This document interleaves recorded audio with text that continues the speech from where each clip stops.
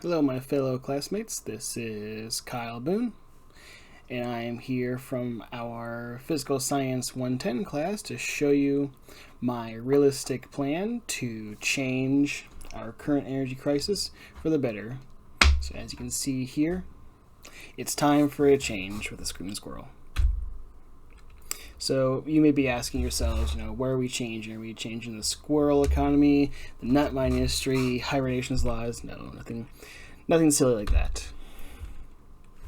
What I'm here today is to propose a change on our dependency on ancient fuels. Now, when I say ancient fuels, I'm talking more along the lines of petroleum and coal. As you can see from this image here from visualcapitalist.com, in 2019, 36.7% of our dependency for energy came from petroleum, and 32% of that came from natural gas, and 11.4% of that became from coal. Now you may be asking yourselves, why fix what isn't broken? Well, that's quite the contrary, actually. Our dependencies on fuels is indeed quite broken in three different ways. One in particular, economically, is it's quite broken. We depend on a lot of fuel to be imported as well as mined offshore, as well as the coal mining is doing damage to our local environment, which kind of leads into the second point. This whole us relying on these ancient fuels is causing damage to our local wildlife environment, putting some species at risk and causing global warming. Not to mention also that due to these being limited resources, eventually, to put it frankly, we're going to run out soon. There's no if and buts about it, no magic wand that can wave for us to go ahead and get all the supply back. Once it's gone, and we're kind of out of luck here. So you're probably asking yourselves, what's the plan then? You're talking all this big game and whatnot. And well, here's the plan. The plan is to move away from these fuels, but what are we going to do? Well, there's three things that need to be accomplished here. The first thing is we need to wean ourselves off of foreign oil dependency, first off, because, that's already putting economic strain and a bunch of other things behind the curtain. We need to replace coal plants with renewable energy, and we also need to convert all of our vehicles that we currently own for our daily drivers from, just regular petroleum-powered, combustion engines to EV or hybrid engines. So another thing you may be asking yourself is, why is this the plan? Well, this is my plan for a few reasons. So what we need to do first is we need to increase America's independency from foreign oil because the United States imports 7.6 MMB of petroleum in the year 2020, which included 5.88 MMB/D of crude oil and the 1.98 MMB of the non-crude petroleum liquids are refined from products according to the EIA.gov. Additionally, with my next step, I would like to see us replace coal power plants with renewable sources of energy because, according to EurekAlert.org, America produces 700 million tons of carbon dioxide annually. So basically what that's saying is annually, America alone puts out 700 million tons of CO2. But these two factors are indeed, important and whatnot, but I think we all can agree the most important, thing of all is that we need to save the environment and, most importantly, save the squirrels. Now, my plan has a few steps here, so you kind of gotta bear with me. So what is phase one? Phase 1 is to create independence from foreign oil. Now, what's the first step to do this? Well, the first step is to slowly, not immediately, but slowly, cut ties with oil trade from foreign countries. So, what does that mean? Well, basically, in stock market terms, what will happen is the oil market stocks, like BP, Chevron, stuff like that, they're going to drop pretty hard when news breaks. Hey, everybody, we're cutting, sources from all these foreign countries. We're stopping foreign trade, blah, blah, blah. What's going to happen? It's going to drop. Now, financially, what you should do when that happens is just basically short the stocks and then, get money from there. That's a topic for another video. But shortly after the stocks drop, the prices are going to go up for those oil stocks. Now, why is that? Well, that's simply because the demand for oil is going up. And who's got all the oil? The companies and the U.S. government. Now, here's a fun little fact. Now, let's just say tomorrow we just cut off all oil, or let's stick with that story actually. Well, if we were to cut off oil completely, well, according to the EIA.gov, we have about 47,107 MMBL of proved reserves, and that oil alone could last us 36 to 165 days, according to ScienceHowStuffWorks.com. Now, that's a pretty big difference right there. So how do we kind of make that work? Well, if all oil production ceased tomorrow, we'd probably last about 36 days. But the pandemic going on, we could probably assume maybe at 45, 60, because no one's driving, everyone's working from home, we'll be more conservative, and only public transportation and, utility vehicles have access to this fuel. But if we sparse out and put in martial law and a few other things like that, it'll probably last, like it says, about 165 days. Now, how can we just prevent economic shock like that? Well, there's quite a simple answer to that. As long as we only pump locally or off our own shores, we can make this oil last a lot longer before we completely wean ourselves off of, the dependence of oil entirely. So, to kind of sum all that up, because that sounds a bit confusing on its own, what we're going to go ahead and do is we're going to slowly cut ties with foreign oil. Step 1. Step 2, as we're doing that, start introducing, more EVs, or hybrid vehicles you would. Just kind of like, hey, I don't need this much oil, so I don't need to buy as much or produce as much. Any oil left over oil can go towards, medicine and other things like that. Awesome possum.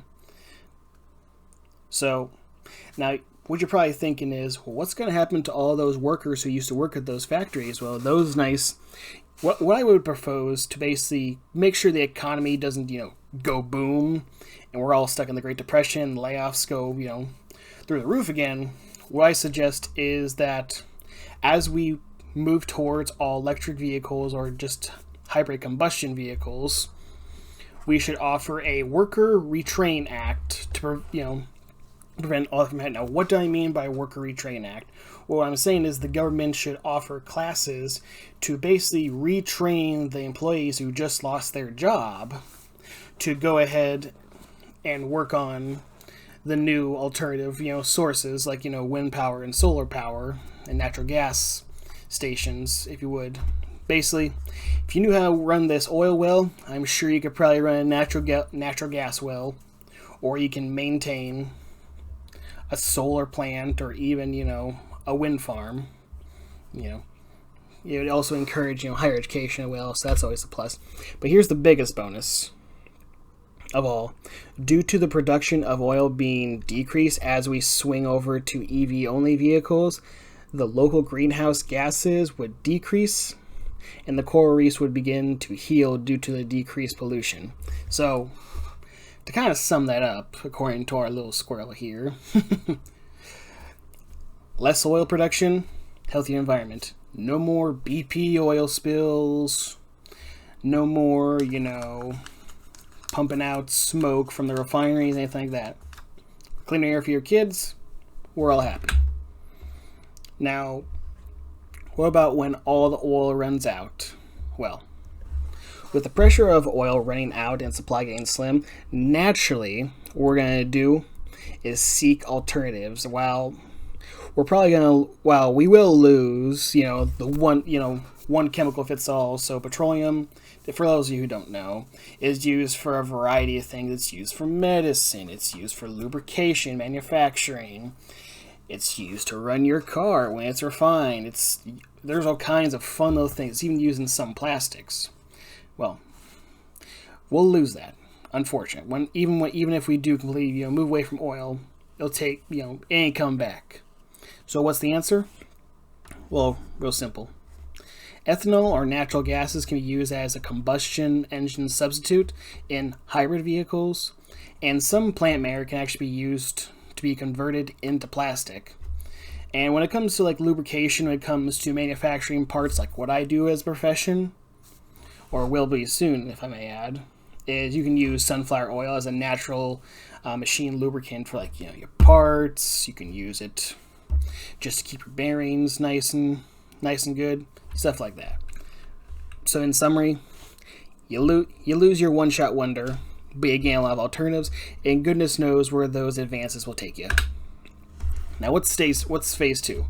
Well, phase 2 is kind of what I stated in the last one, the EV and hybrid conversion. So while we're staying on the topic of hybrid cars to achieve the goal, basically what I'm saying is, economically, here's how we're going to support this. We're going to go ahead and what I think the government should do is offer a tax credit countrywide for purchases of EV or hybrid vehicles, and even more of a tax credit if you're selling your gas or diesel vehicle to the government. Now, what's going to happen with those, old vehicles that you just had? They're all grimy, they're all, worn down, even some of the new, Ferraris or some of those fancy cars. Well, simply what would happen is we'd send all these cars to a steel mill and then just kind of melt down that steel in a steel mill. It's kind of repetitive, I know. And use that steel to make more EV and hybrid vehicles. Now, let's be honest, not everyone is going to want, to switch over. Oh, I don't want an EV vehicle, Kyle. What if, I leave it sitting there for 9 months? The battery's going to decay. Well, that's a good point. But that's where we kind of curb our way to kind of encouraging people to switch over to EVs or even hybrid vehicles.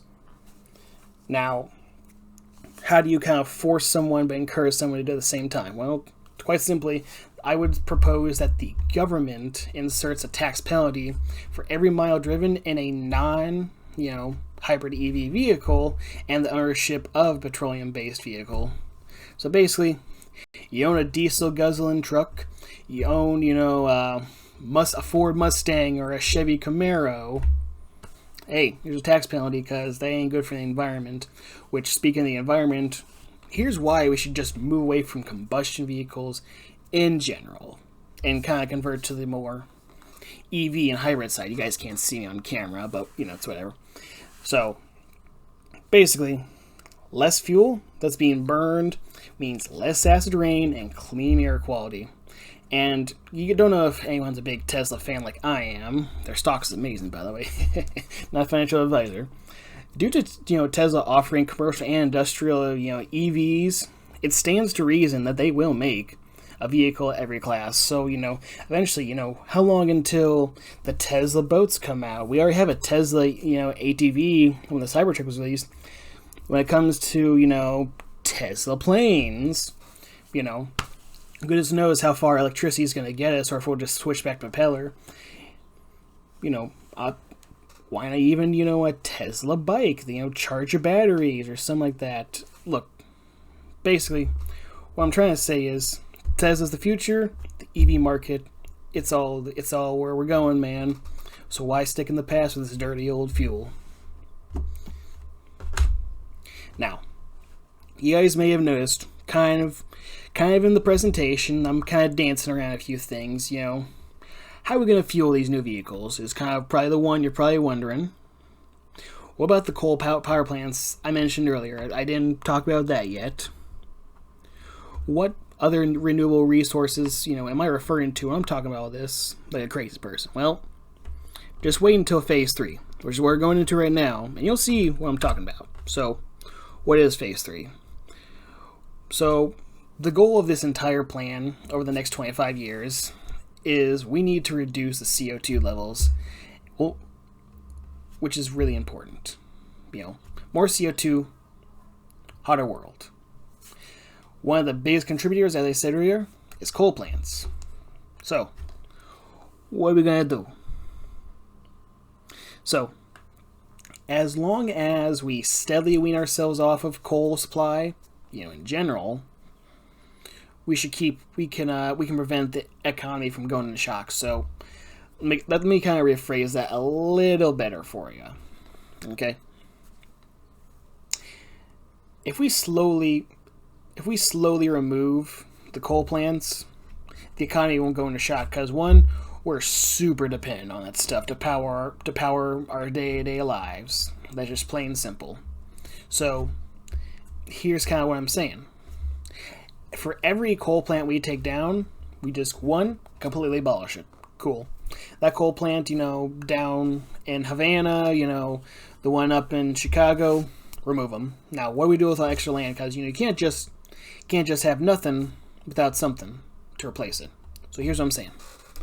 Remove those plants, replace them with an entire field of either solar panels, or a solar field if you would, or a bunch of wind turbines.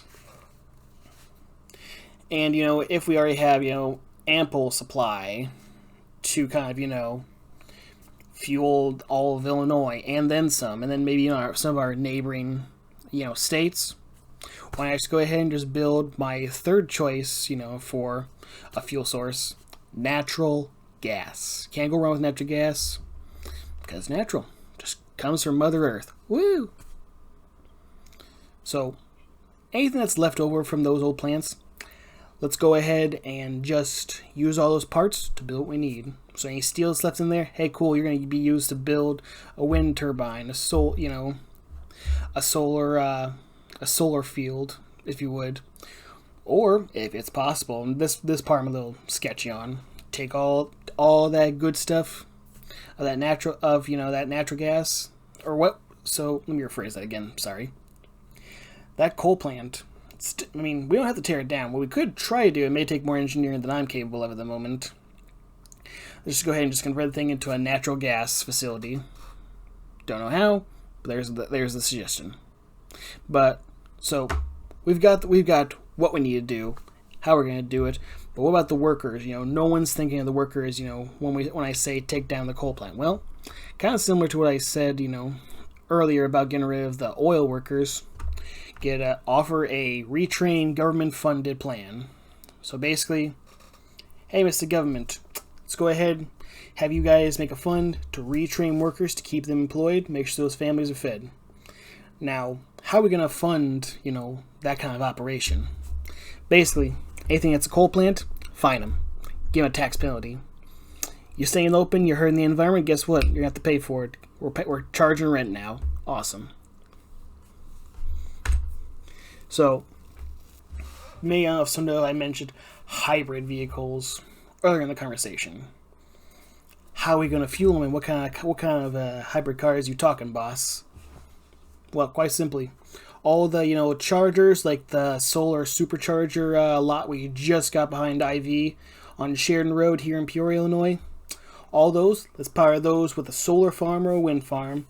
Just somewhere in Havana, got a huge field. Boom. Now, here's the thing about, having, alternative energy vehicles. Not everyone's going to want electric because everyone's everyone's going to be skeptical.